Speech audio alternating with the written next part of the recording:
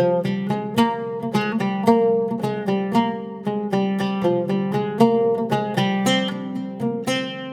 இன்னைக்கு ரொம்ப ஆரோக்கியமான மல்டிகிரெயின் தோசை எப்படி செய்யறதுன்னு தான் பார்க்க போறோம். இதுல நம்ம நிறைய சத்தான பொருட்கள் சேர்த்து செஞ்சிருக்கிறதுனால இது ரொம்பவே ஹெல்தியானது, நல்ல டேஸ்டியாவும் இருக்கும். வீடியோக்குள்ள போறதுக்கு முன்னாடி நம்ம சேனல் இந்தியன் ரெசிபீஸ் தமிழை சப்ஸ்கிரைப் பண்ணிக்கோங்க, கூடவே இருக்க பெல் சிம்பலையும் கிளிக் பண்ணிக்கோங்க. ஹாய் ஃப்ரெண்ட்ஸ், என் பேர் Abhi. Welcome to Indian recipes Tamil.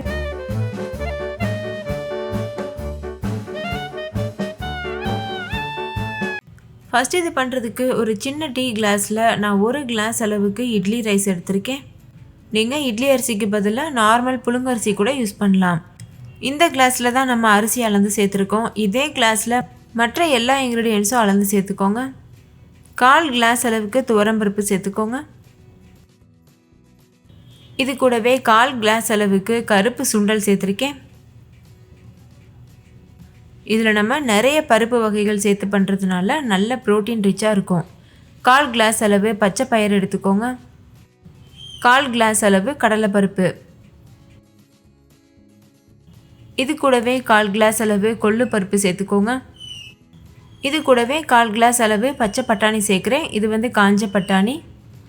அடுத்து இதில் 1/4 கிளாஸ் அளவு வெள்ளை சுண்டலும் சேர்த்துக்கோங்க. நீங்கள் உங்களுக்கு பிடிச்சமான எல்லா பயிறுகளும் சேர்க்கலாம்.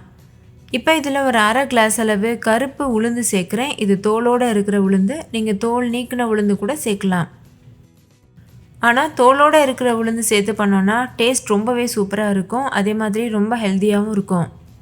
அடுத்து இதில் ஒரு 1/4 கிளாஸ் அளவு நிலக்கடலை சேர்த்துக்கோங்க. இது வறுக்காத பச்சை நிலக்கடலை. அடுத்து 1/4 கிளாஸ் அளவு பாசிப்பருப்பு சேர்த்துக்கோங்க. நான் தோலோடு இருக்கிற பாசிப்பருப்பு சேர்த்துருக்கேன். இப்போ இது எல்லாத்தையும் கலந்துடலாம். நீங்கள் இது கூட பாதாம், முந்திரி, அதுக்கப்புறமா ராஜ்மா சுண்டல், இந்த மாதிரி எந்த வகையான பயறு நட்ஸ் வேணாலும் சேர்க்கலாம். இது போல் கலந்து நீங்கள் ஸ்டோர் பண்ணி வச்சுட்டு எப்போல்லாம் தேவையோ அப்போல்லாம் எடுத்து கூட யூஸ் பண்ணலாம். இப்போ இது எல்லாத்தையும் சேர்த்துட்டு நல்லா தண்ணி ஊற்றி வாஷ் பண்ணிக்கோங்க. 2லேருந்து 3 டைம் நல்லா வாஷ் பண்ணி எடுத்துருங்க. நல்லா வாஷ் பண்ணதுக்கப்புறமா புது தண்ணி சேர்த்துட்டு ஓவர் நைட் அப்படியே ஊற வச்சுருங்க. 8லேருந்து 10 மணி நேரம் இது நல்லா ஊறணும். அப்போ தான் நம்ம செய்யும்போது தோசை நல்லா கிறிஸ்பியாக நல்லா டேஸ்டியாக வரும். இப்போ ஒரு 2-3 டைம் நல்லா வாஷ் பண்ணி தண்ணியை வடிச்சிட்டு எடுத்துகிட்டு வந்திருக்கேன். இப்போ இதில் தண்ணி சேர்த்துடலாம். தண்ணி எவ்வளோ தெளிவாக இருக்குது பாருங்கள். இந்த அளவுக்கு நல்லா வாஷ் பண்ணிவிட்டு அதுக்கப்புறமா உருவிங்க. இது கூட நான் ராகியும் காராமணி சுண்டலும் சேர்க்க மறந்துட்டேன். ஸோ இப்போ சேர்த்துடலாம். இப்போ இதில் அப்படியே நம்ம டைரெக்டாக சேர்க்க முடியாது, ஏன்னா அதுலேயே அழுக்கு இருக்கும். ஸோ நல்லா வாஷ் பண்ணிவிட்டு சேர்த்துக்கலாம். 1/4 கப் அளவு காராமணி சுண்டல், 1/4 கப் அளவுக்கு ராகி, இது ரெண்டும் சேர்க்குறேன். ராகியில் நிறைய கால்சியம் சத்து இருக்குது. ஸோ அடிக்கடி நம்ம சாப்பாட்டில் சேர்த்துக்கிறது ரொம்ப நல்லது. இப்போ இதெல்லாத்தையும் சேர்த்துட்டு மூடி போட்டு மூடிட்டு ஓவர் நைட் அப்படியே விட்டுறலாம். நான் ஏற்கனவே சொன்னது மாதிரி நீங்கள் இதில் இருக்க பருப்பு வகைகள் தான் சேர்க்கணும்னு இல்லை. உங்களுக்கு விருப்பமான பருப்பு வகைகள் நீங்கள் எக்ஸ்ட்ரா கூட சேர்த்துக்கலாம். இப்போ இது ஒரு ஓரமாக இருக்கட்டும். இப்போ 8 மணி நேரம் ஆயிடுச்சு. பருப்பு நல்லா ஊறியிருக்கு. இது வெயில் காலன்றதுனால லேசாக முறக்கட்டி வந்திருக்கு. இந்த தண்ணியை வடிச்சிட்டு புது தண்ணி ஊற்றி வாஷ் பண்ணிவிட்டு அதுக்கப்புறமா அந்த தண்ணியையும் வடிச்சிட்டு மிக்ஸி ஜாரில் சேர்த்துக்கோங்க. நீங்கள் கிரைண்டர்லேயும் அரைக்கலாம். நான் இன்றைக்கி மிக்ஸி ஜாரில் பண்ணி காமிக்கிறேன். எந்த அளவுக்கு முடியுமோ அந்த அளவுக்கு ஃபைன் பேஸ்ட்டாக அரைச்சி எடுத்துக்கோங்க. இது ரொம்ப நைஸாக அரைப்படாது, ஓரளவு கொரகொரப்பாக தான் இருக்கும். நிறைய பருப்புகள் நம்ம ஊறப்பட்டதுனால 2 பேட்சாக பிரித்து அரைச்சிக்கலாம். இது கூடவே சுவைக்காக 4-5 வரமிளகாய் சேர்த்துக்கோங்க. நீங்கள் வரமிளகாய்க்கு பதிலாக மிளகாய் தூள் கூட சேர்க்கலாம். 1 டீஸ்பூன் சோம்பு, 2-3 கிராம்பு, 2 சின்ன துண்டு பட்டை, இதெல்லாம் சேர்த்துக்கோங்க. சேர்த்ததுக்கப்புறமா தேவையான அளவு தண்ணி சேர்த்துட்டு இது நல்லா அரைச்சிக்கோங்க. ரொம்ப அதிகமாக தண்ணி சேர்த்துறாதீங்க, கொஞ்சமாக தண்ணி சேர்த்துட்டு அரைச்சிக்கோங்க. பாருங்கள், இந்த அளவு கன்சிஸ்டன்சியில் அரைச்சி எடுத்துக்கோங்க. தேவைப்பட்டதுன்னா நம்ம கடைசியாக தண்ணி சேர்த்து தோசை மாவு பக்குவத்துக்கு மிக்ஸ் பண்ணிடலாம்.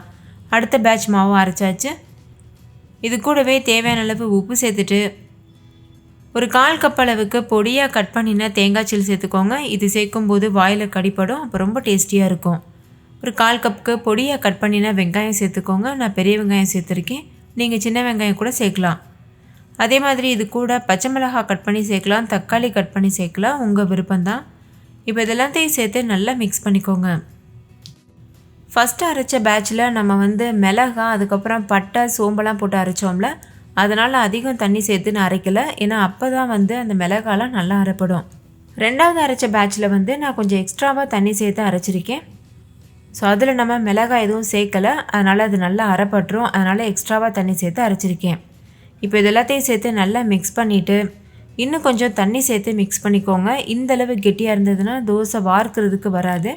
அதே சமயம் நம்ம நார்மல் தோசை ஊற்றுவோம்ல, அரிசி மாவு தோசை, அந்தளவுக்கு ரொம்ப தின் பேட்டராகவும் இருக்கக்கூடாது. தோசை மாவு கொஞ்சம் கெட்டியாக தான் இருக்கணும். நார்மல் நம்ம அடை தோசைக்கெலாம் செய்வோம்ல, அந்தளவு கெட்டியாக இருக்கணும். அவ்வளோதான், மிக்ஸ் பண்ணியாச்சு.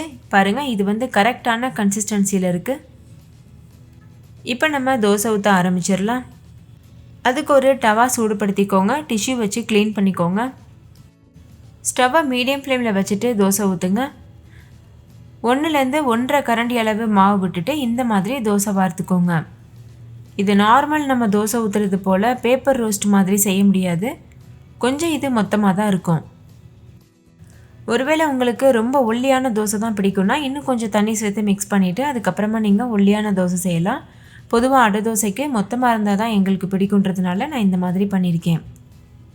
இது போல் பண்ணி பாருங்கள், ரொம்பவே டேஸ்டியாக இருக்கும். தோசை நல்லா வேகணுன்றதுக்காக 4 இடத்துல இது போல் குழி செஞ்சுக்கோங்க. பாருங்கள், இந்த மாதிரி ஒரு ஸ்பூன் வச்சு இந்த மாதிரி பண்ணிக்கோங்க. அப்போ இது முழுமையாக உள்ளெல்லாம் நல்லா வெந்து வரும். கொஞ்சமாக எண்ணெய் சேர்த்துக்கோங்க. நான் நல்லெண்ணெய் சேர்த்துருக்கேன். நீங்கள் எண்ணெய்க்கு பதிலாக நெய் கூட சேர்க்கலாம். கிட்ஸுக்கு கொடுக்குறதா இருந்தால் நீங்கள் நெய் சேர்க்கலாம். ஒரு பக்கம் வெந்ததுக்கப்புறமா அடுத்த பக்கம் திருப்பி விடுங்க. 2 பக்கமும் நல்லா வெந்ததுக்கப்புறமா நம்ம இதை வெளியில் எடுத்துடலாம். மேலே இருக்க பச்சை மாவெல்லாம் நல்லா வெந்தது தெரியுதுல்ல, இந்த ஸ்டேஜில் இதை 2வது பக்கம் திருப்பி போடுங்க. ஸ்டவ்வை ஹை ஃப்ளேமில் வச்சிடக்கூடாது. நம்ம நார்மல் தோசை பண்ணுறது போல். இது அடை தோசைன்றதுனால கொஞ்சம் வேகிறதுக்கு டைம் எடுக்கும். அதனால் மீடியம் ஃப்ளேம்லேயே வச்சுட்டு பொறுமையாக வேக வச்சு எடுத்துக்கோங்க. இப்போ 2வது பக்கமும் நல்லா வெந்துருச்சு. இதை மறுபடிக்கும் திருப்பி போட்டுட்டு ஒரு நிமிஷம் மட்டும் வேகட்டும். அதுக்கப்புறமா நம்ம இதை சர்வ் பண்ணிடலாம்.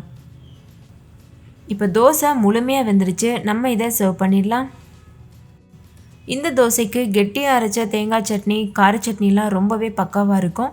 அதே மாதிரி நீங்கள் சிம்பிளாக நாட்டு சக்கரை இதெல்லாம் வச்சு கூட தொட்டு சாப்பிடலாம். அது இன்னுமே ரொம்ப டேஸ்ட்டாக இருக்கும்.